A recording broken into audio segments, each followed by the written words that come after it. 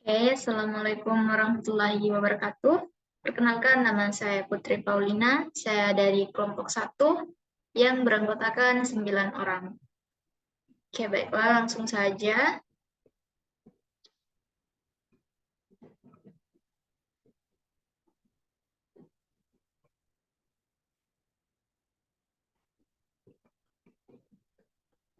Oke, hari ini saya akan mempresentasikan tugas dasar-dasar pengelolaan perikanan dengan materi moluska yang mencakup jenis Bivalvia.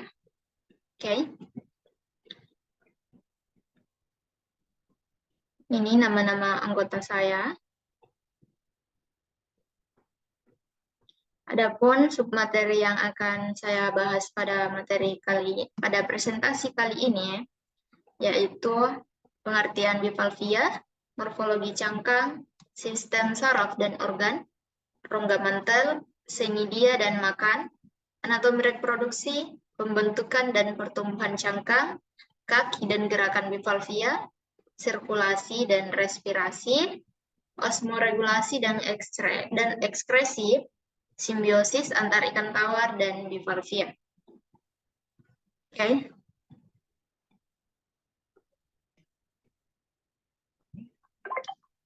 Adapun pengertian Bivalvia yakni Bivalvia atau biasa disebut kerang-kerangan adalah kelas moluska yang terdiri dari hewan-hewan bertubuh lunak yang memiliki cangkang yang terdiri dari dua bagian simetris yang dapat dibuka dan ditutup dengan gerakan otot.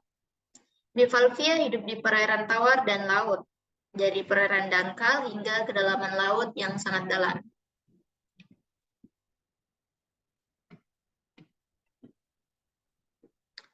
Selanjutnya adalah morfologi cangkang. Yang pertama adalah cangkang dalam. Morfologi cangkang dalam yakni otot eduktor dorsal dan anterior, posterior menghubungkan kedua katup, memberikan gaya kontraktil untuk menutup katup. Dan cangkang luar yakni permukaan luar cangkang kerang air tawar umumnya memiliki cincin pertumbuhan yang mencolok, di mana cincin ini sering dianggap tahunan. Selanjutnya rongga mantel, senidia, dan makan.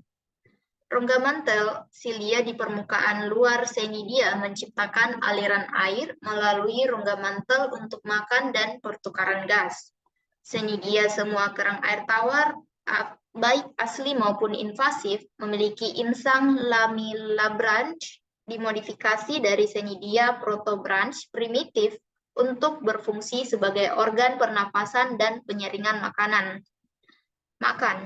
Partikel makanan dan lainnya yang tersuspensi dalam aferen melalui arus ditangkap oleh senidia, disortir sebagian dan diteruskan ke depan untuk disortir dan dicerna lebih lanjut.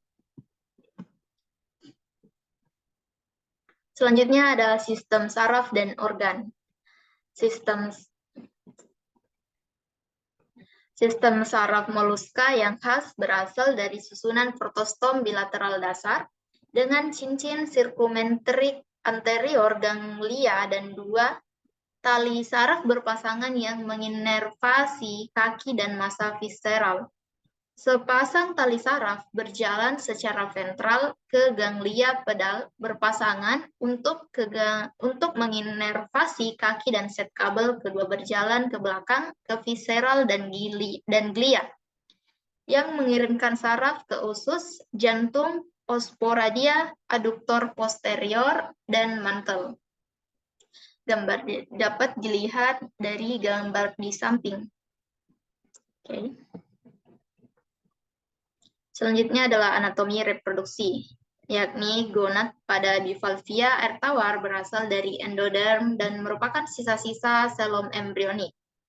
Genom ini berpasangan menempati posteriodorsal bagian dari massa visceral, seringkali berhubungan erat dengan usus dan kelenjar pencernaan. Gonad kerang air tawar berukuran besar dan mengelilingi usus. Gonodot terhubung langsung ke perikardium yang menghasilkan gamet yang kemudian berpindah ke mantel melalui ginjal dan saluran ginjal. Dengan spirates, gonodox terhubung langsung ke ginjal dan kemudian kosong di rongga mantel oleh saluran urogenital umum. Gametogenesis terjadi sepanjang tahun baik pada jantan maupun betina, tetapi sperma dan ovum yang matang terutama diproduksi hanya selama minggu-minggu sebelum pemijahan, dan kejadian pemijahan musiman bervariasi dalam dua kategori besar, yaitu bradyktia dan tactia. Selanjutnya adalah kaki dan gerakan bivalvia. Kaki pada bivalvia digunakan oleh bivalvia air tawar untuk jangkar dan gerak loko, serta memberi makan di antara bentuk yang lebih kecil. Hemokoel, kaki sinus internal berisi cairan dan sejumlah sistem otot longitudinal dan sirkular memungkinkan bivalvia menggerakkan kaki menggunakan tekanan hidrostatis. Gerakan bivalvia tergantung pada jenis bivalvia tersebut. Beberapa kerang seperti kerang dapat menggerakkan kaki, kemudian untuk berenang di permukaan air atau bergerak di bawah air. Selanjutnya itu pembentukan cangkang. Yang pertama, model matriks menyatakan bahwa mineralisasi terjadi pada matriks kitin, fibroin sutra, dan protein asam yang disekresikan mantel. Yang kedua adalah model seluler, menunjukkan bahwa biomineralisasi dimediasi sel, yaitu kristal terbentuk dalam hemosit dan kemudian diendapkan pada bagian depan mineralisasi. Selanjutnya itu pertumbuhan cangkang. Cangkang kerang sebagian besar terdiri dari kalsium karbonat, CaCO3. Saat moluska tumbuh, cangkang bertambah besar dengan sekresi bahan cangkang baru, baik itu organik maupun anorganik. Di sepanjang tepi depan mantel, ketebalan katup meningkat dengan penambahan nacre atau ibu dari mutiara, atau mikrostruktur lintas lamelar yang lebih kompleks. Contohnya pada struktur mikrocangkang dari spesies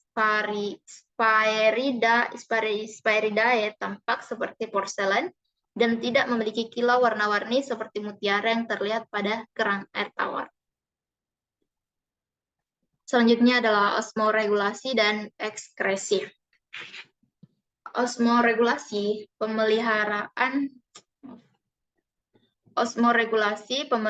Pemeliharaan keseimbangan air dan ion merupakan masalah khusus bagi invertebrata air tawar, lebih daripada organisme laut. Konsentrasi ion dalam jaringan kerang kira-kira sama dengan konsentrasi air laut. Akibatnya, ada sedikit jaring fluks air atau ion ke dalam atau keluar dari kerang laut.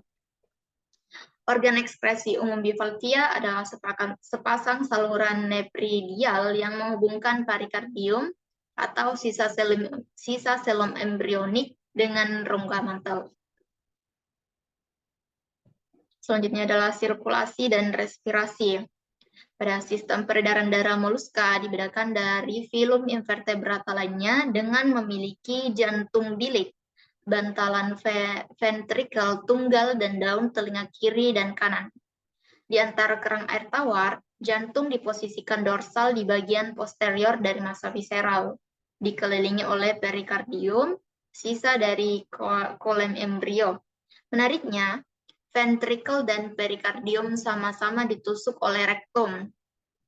Sistol ventrikel menggerakkan darah ke aorta posterior dan anterior yang dilengkapi dengan katup mirip sphincter untuk mencegah cairan sirkulasi berbalik kembali ke ventrikel. Sistem saraf arteri anterior mengirimkan cabang-cabang utama ke usus dan kaki, serta ke otot eduktor anterior dan mantel.